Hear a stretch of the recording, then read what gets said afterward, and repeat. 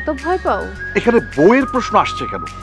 কারণ আমি যখন তোমাকে ফোন দিয়েছিলাম ফোনটা তোমার বউ রিসিভ। দেখো, তোমাকে আমি একটা কথা বলি, আমি খেয়াল করে দেখেছি যেদিন থেকে ওই মেয়েটা আমার বাড়িতে এসে উঠেছে সেদিন থেকেই নানান ধরনের ঝামেলা তৈরি হচ্ছে। ঝামেলা? কিসের ঝামেলা? শ্যামলী, সম্ভবত বিষয়টা আর আমার এখতিয়ারে নেই। দুলাভাই নিজেই চাচ্ছেন চট্টগ্রামের প্রজেক্টটা ফারিয়া ডিল করুক, কিন্তু আমার বাবা সেটা চান না। ভাইয়া প্লিজ, তুমি একটু বোঝার চেষ্টা করো। আমাকে অনুরোধ করিস না তো, আমি রাখতে পারবো না।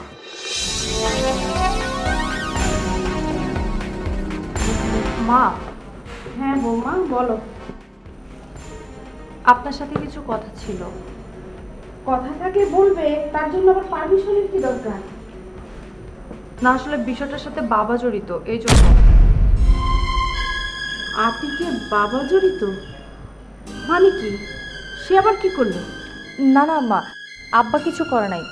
আসলে ওই মেয়েটা। মিতু? জি আম্মা, মিতু। মেয়েটাকে আপনারা কিভাবে দেখেন আমি জানি না, তবে আমার কাছে মেয়েটাকে খুব আনলাকি মনে হয়। কি মনে হয়? আনলাকি মা।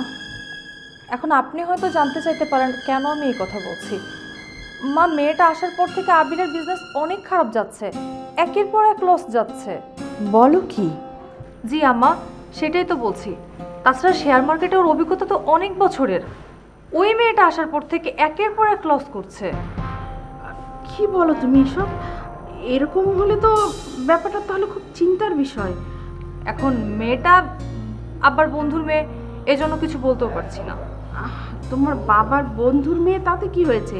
কিন্তু ওকে নিয়ে যদি এই ধরনের সমস্যা হয় তাহলে তো ওকে বাড়ি থেকে বিদায় করতে হবে। জি আম্মা, আমিও তো সেটাই বলতে চাচ্ছি। আবিরের সাথে আগে যা কখনো হয়নি, এখন সেটাই হচ্ছে। তাছাড়া এই মেয়েটা কেমন জানি রহস্যময়। ঢাকায় এসেছে অথচ একদিন বাসা থেকে বাইরেই যায়নি। কেমন রহস্যময় একটা চরিত্র। বুঝতে পেরেছি। আচ্ছা ঠিক আছে, আমি দেখছি বিষয়টা কি করা যায়। আর তোমরা এগুলো নিয়ে চিন্তা করো না, আমি আতিকের বাবার সাথে কথা বলবো। আমারও যেন মেয়েটাকে কেমন মনে হচ্ছে, কেমন যেন রহস্যময় চরিত্র। জি আম্মা। আর তুমিও একটু আবিরকে বলো, যা কিছু করবে একটু বুঝে শুনে করতে। সময় খারাপ গেলে তো একটু ভেবেচিন্তে কাজ করতে হয় নাকি? জি আম্মা, সেটা আমি ওকে ঠিক বুঝিয়ে বলবো। আপনি যত দ্রুত সম্ভব বাবাকে বলে মেয়েটার ব্যাপারে একটা সিদ্ধান্তে আসা। আচ্ছা ঠিক আছে, আমি দেখি কি করা যায়। আসি আম্মা।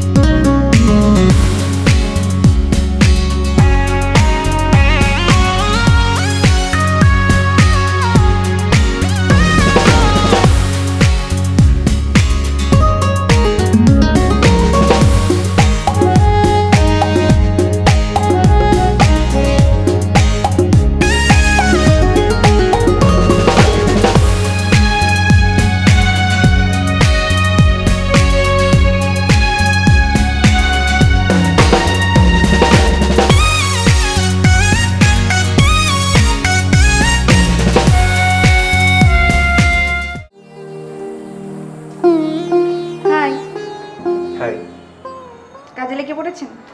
জি, চাকরি যখন নিয়েছি কাজ তো করতেই হবে। তা অবশ্য ঠিক, তবে আপনার যদি কোনো হেল্প লাগে আমাকে বলবেন, আমি কিন্তু আছি। Thank you so much. Maria madam আমাকে কিছু কাজ বুঝিয়ে দিয়েছেন, আপাতত সেগুলোই করছি। ফারিয়া ম্যাডামকে আপনি বেশি দিন চেনেন না, আমি চিনি। আচ্ছা। শি ইজ আনপ্রেডিক্টেবল, কখন কি করে বসবে ভাবতেও পারবেন না। দেখুন, আমি শুধু আমার কাজটাই করতে চাই, মানুষ পড়ার কোনো ইচ্ছা আমার নেই। সত্যিই নেই? জি না। একটা কথা বলবো? জি বলুন। আপনি কি সিঙ্গেল? এইটা আবার কেমন প্রশ্ন? আপনার মতো একজন মানুষ এঙ্গেজড না, এটা শুনলেই বরং অবাক হব। দেখুন মিস মিম, পুরুষ মানুষের সৌন্দর্য কিন্তু তার চেহারায় না, পুরুষ মানুষের সৌন্দর্য হলো তার টাকায়। তো যেহেতু এখন আমার তেমন টাকা পয়সা নেই, সেই হিসেবে আমি সুদর্শন না।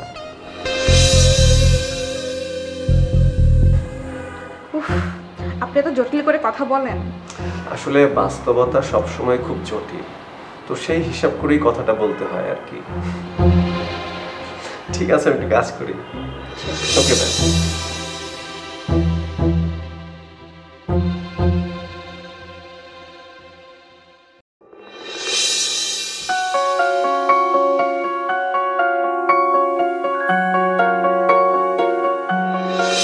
ভাইয়া কিরে তুই এই অসময়?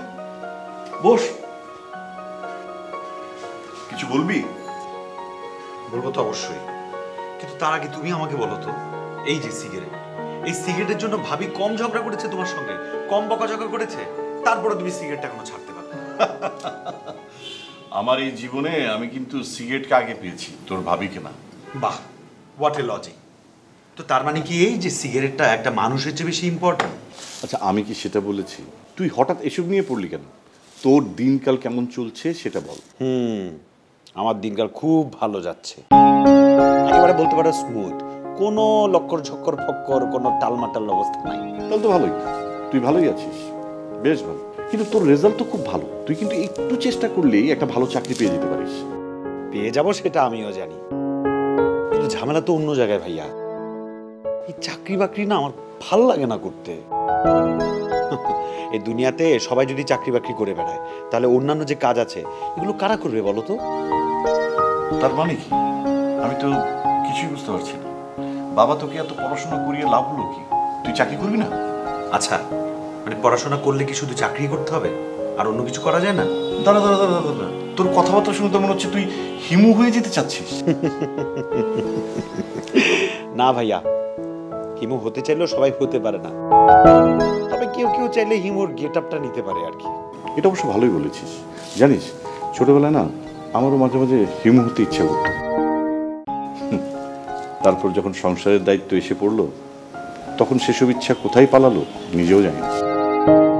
তোর কাঁধেও যখন সংসারের দায়িত্ব এসে পড়বে, তখন দেখবি তোর এইসব বিলাসী চিন্তা ভাবনা কোথায় যেন উধাও হয়ে গেছে। যাই বলো ভাইয়া, এই তোমার মতো টানা চাকরি বাকরি করা আমার পক্ষে ইম্পসিবল। ডিফারেন্ট কিছু করতে হবে আমার, ডিফারেন্ট কিছু করতে আমার ভালো লাগে। কবে হয়তো দেখবা আমি প্রাইভেট ডিটেকটিভ হয়ে গেছি। ডিটেকটিভ? ভালোই বলেছিস, প্রাইভেট ডিটেকটিভ।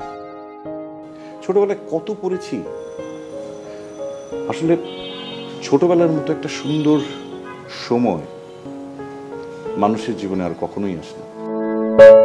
আর যদিও তার মনে এসব আসে, কিন্তু ছোটবেলায় সে মনে করে আমি কখন বড় হব, আর বড় হয়ে গেলে এই সব চিন্তা উধাও হয়ে যায়। এটাই তো বলছি, এই যে এই জগতে মানব জাতির সারা জীবনটা কাটে এইভাবেই, আফসোস হায় হুতাশ করে করে। Just boring. আমার এইসব জীবন ভালো লাগে না, আমি চাই জীবনটা উপভোগ করতে। বুঝতে পেরেছি। আচ্ছা ঠিক আছে, তুই তোর মতো করেই জীবনটাকে উপভোগ কর। আচ্ছা শোন না,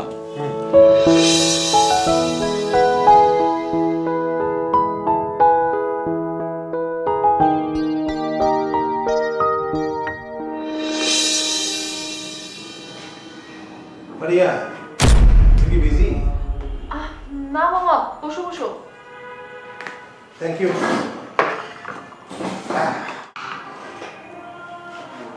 কাজকাম কেমন চলছে?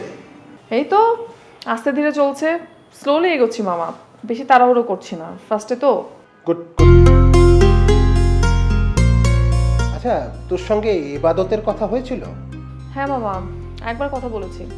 বেসিক্যালি আমার লোকটাকে না কোনোভাবেই ট্রাস্টেবল মনে হচ্ছে না। আমি পাপার সাথে ওর ব্যাপারে কথা বলবো। সে কি? আরে ইবাদত কিন্তু আমাদের অনেক পুরনো লোক। এর আগে ও আমাদের অনেকগুলো প্রজেক্টের ডিল কিন্তু করেছে। এটা কোনো কথা মামা? অনেকগুলো প্রজেক্টে ডিল করেছে, তার মানে যে প্রত্যেকটা প্রজেক্টে তাকে রাখতে হবে এরকম তো কোনো কথা নেই। না ঠিক আছে, তুই যদি এভাবে পুরনো লোকদেরকে বাদ দিতে থাকিস তাহলে। না মামা, তুমি ভুল বুঝছো।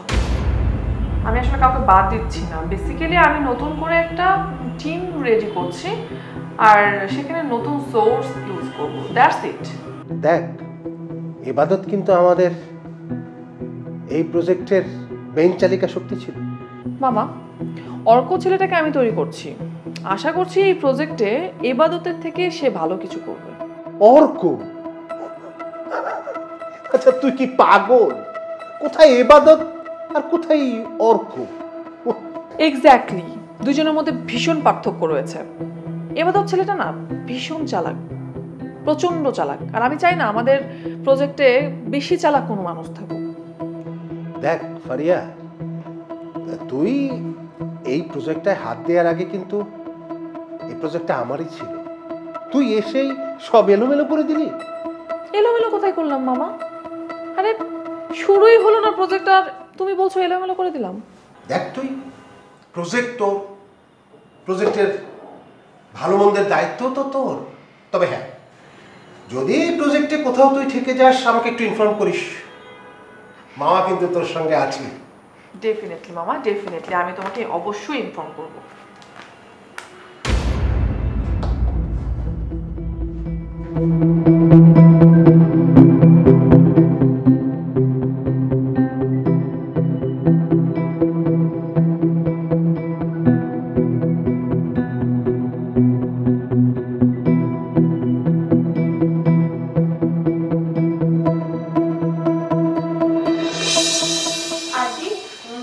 কেমন আছো তুমি? আছি ভালো। বস বস বস। অর্ক ভাই কোথায়? অফিসে? এখন অফিস নিয়ে খুব সিরিয়াস। প্রথম চাকরি তো, কটা দিন তো সিরিয়াস থাকতেই হবে। তোর সাথে কথাবার্তা হয় না? কেন কথা বলবো আমার সাথে? তোমার ছেলে কেন আমাকে পছন্দ করে যে আমার সাথে কথা বলবো? এটা আবার কেমন কথা? তোকে পছন্দ করবে না কেন? আমি জানি পছন্দ করে না। বোকার মতো কথা বলবি। তার মানে হচ্ছে তুই আমার ছেলেটাকে চিনিসই না? চিনি, খুব ভালো করে চিনি, আর চেনার দরকার নেই। বাহ বাহ, অনেক অভিমান, অনেক রাগ। কি ঝগড়াঝাটি হচ্ছে? তা আমাকে কি একটু বলা যাবে খুকুমনি? আমাকে খুকুমনি করে ডাকবে না। কেন রে? তুই আমার লক্ষ্মী মেয়ে, কুকুমনি বলবো না কেন? তুমি একটু কথা বলি। বল। অর্ক ভাইকে তুমি আঙ্কেলের কাছে পাঠালে, আর অর্ক ভাই যাওয়ার সাথে সাথে চাকরিটা হয়ে গেল। এটা কেমন করে হলো? মানে তুমি কি সব কিছু আগে থেকে জানতে? আমি কিভাবে জানবো? আমার কাছে কেন যেন মনে হয়েছে ওই যে রেজাউল আঙ্কেল, সে তোমার পূর্ব পরিচিত। তোর তো দেখি মাথায় শুধু আজগুবি চিন্তা। ওই রেজাউল সাহেবকে আমি কি করে চিনবো? যত সব আজগুবি চিন্তা তোর মাথায়। এখন চল, আমি তোর জন্য পায়েস রান্না করেছি, খাবি। চল চল চল। মোটেও আমার জন্য পায়েস রান্না করনি, করেছো তোমার ছেলের জন্য। ওরে বাবা, এত হিংসুটি তুই! চল।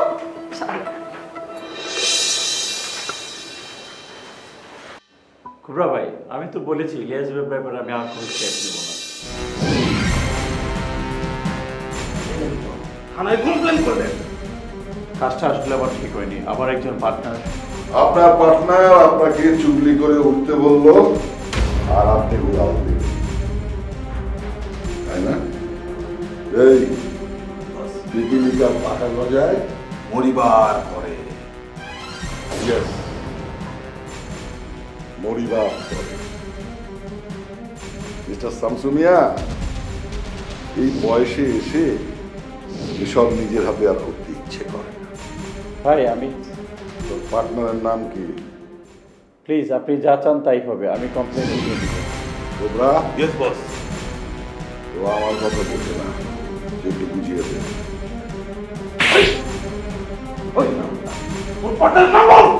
ভাই বিশ্বাস করেন, ওর একটা সংসার আছে। আমার মান সম্মান সব শেষ। পুলিশ আমার অফিসে আসে আর সেই খবর পৌঁছায় আমার বাসায়। সময় থাকতে তোর পার্টনারের নাম বল। বল হারামজাদা! হারুন চৌধুরী ওর নাম। হারুন চৌধুরী নিপাট একটা ভদ্রলোক, কিন্তু পেটে পেটে এত জিলাপির প্যান এটা তো আগে জানতাম না। তোমরা খবর লাগা। অবশ্যই বস। বেশি কিছুর দরকার নেই, শুধুমাত্র একটা হাতের আঙুল না। আর আপনি মিস্টার শামসুদ্দিন নবাব থানায় গিয়ে কি ব্যবস্থা করবি কর। এবারের মতো মাফ করে দিলাম, এরপরে একদম একদম ছিঁড়ে ভালো।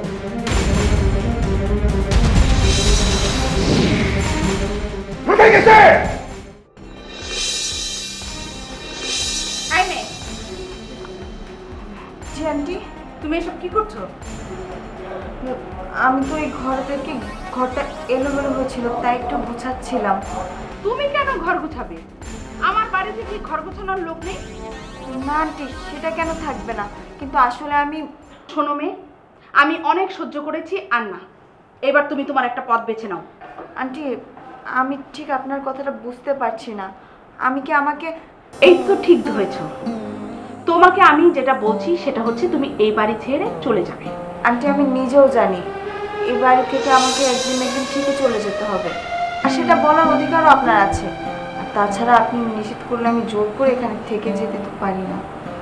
মুখে তো খুব মিষ্টি মিষ্টি কথা, মুখ দেখে মনে হয় একদম সরলতার প্রতিমা, কিন্তু এই মেয়ে যে কত জটিল তা আমি ছাড়া আর কেউ জানে না। ভাবি, আপনি আমার সাথে এভাবে কেন কথা বলছেন? দেখেছেন আমরা, দেখেছেন কত বড় কথা, ওর কত বড় সাহস। হ্যাঁ, মুখে মুখে তর্ক করে আমার সাথে, মনে হয় যে একটা থাপ্পড় মেরেও দাঁত তুলে। তুমি চুপ করো তো, যা বলার আমি বলছি।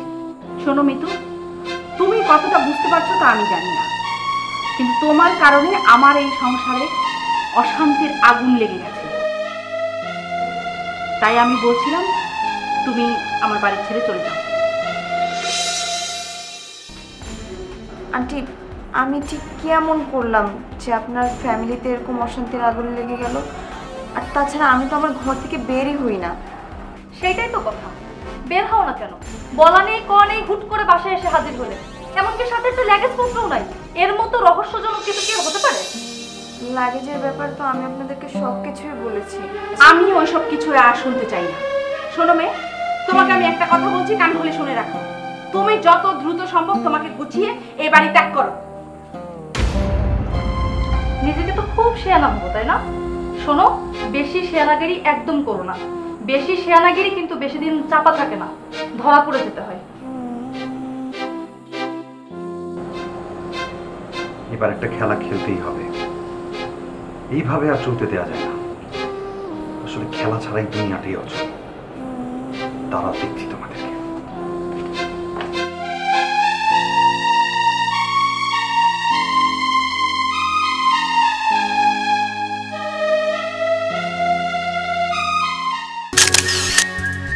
রিয়া আজ সকালে ফোন করে জানালো উনি কি 3 মাসের pregnant. What you are trying to mean? তুমি আসলে কি মিন করতে চাইলো? সরি বস, ভাবিরে খুব জলদি আমরা এবারে আমার কথা কর, সোফাটা বন্ধ কর, নাহলে থাপড়াই একটু তাপারটা সবগুলো ফেলে দেব। ফারিয়ার প্রজেক্টে কাজ করছো না? জি। প্রজেক্টটা প্রথমে আমারই ছিল, ফারিয়া একরকম জোর করিয়ে আমার কাছ থেকে নিয়ে গেল। আর ইলিয়াস সাহেবকে কোমরে দড়ি দিয়ে আমি টানতে টানতে জেলে পড়বো। ইলিয়াস সাহেব ঘুঘু দেখেছে, কিন্তু ঘুঘুর ভাত দেখেনি। ওদেরই বা কি দোষ? ওরা খুব ভালো করে জানে ওরা কিছু